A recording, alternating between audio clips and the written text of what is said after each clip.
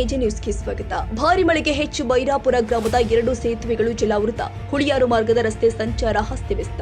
ತುಮಕೂರು ಜಿಲ್ಲೆಯ ತಿಪಟೂರು ತಾಲೂಕಿನ ಹೊನ್ನವಳ್ಳಿ ಹೋಬಳಿಯ ಹೆಚ್ಚು ಬೈರಾಪುರ ಗ್ರಾಮದಲ್ಲಿ ಇಂದು ಬಿದ್ದ ಭಾರಿ ಮಳೆಗೆ ತಿಪಟೂರು ಹುಳಿಯಾರು ರಸ್ತೆ ಮಧ್ಯದ ಹೆಚ್ಚು ಬೈರಾಪುರದ ಗ್ರಾಮದ ಮಧ್ಯಭಾಗದಲ್ಲಿ ಇರುವ 2 ಸೇತುವೆಗಳು ಆಪಿನಕಟ್ಟೆ ಹಳ್ಳ ಮತ್ತು ಕುಂದಿರಕಟ್ಟೆ ಹಳ್ಳದ ಬಳಿ ಹಳ್ಳದಿಂದ ನೀರು ಬರ್ತಾ ಇದ್ದು ಹುಳಿಯಾರು ಮಾರ್ಗದ ರಸ್ತೆ ಸಂಪೂರ್ಣ ಜಲಾವೃತಿಯಾಗಿದ್ದು ಈ 2 ಕೆರೆಯ ನೀರುಗಳು ಈ ಸೇತುವೆ ಮಾರ್ಗ ಬರುತ್ತಿರುವ ಹಿನ್ನೆಲೆ ವಾಹನ ಸವಾರಿಗೆ ಮತ್ತು ದಾರಿ ಸವಾರಿಗೆ ತುಂಬಾ ತೊಂದರೆ ಉಂಟಾಗ್ತಾ ಇದ್ದು ಈ ಭಾಗದಲ್ಲಿ ವಾಹನ ಸಂಪೂರ್ಣ ದಟ್ಟಣೆ ಆಗಿದ್ದು ಈ ಸೇತುವೆಗಳು ತೀರಾ ಚಿಕ್ಕದಾಗಿದ್ದು ಮಳೆ ಬಂದಾಗಲೆಲ್ಲ ಪದೇ ಪದೇ ಈ ರೀತಿ ತೊಂದರೆಗಳು ಅನುಭವಿಸ್ತಾ ಇರುವುದು.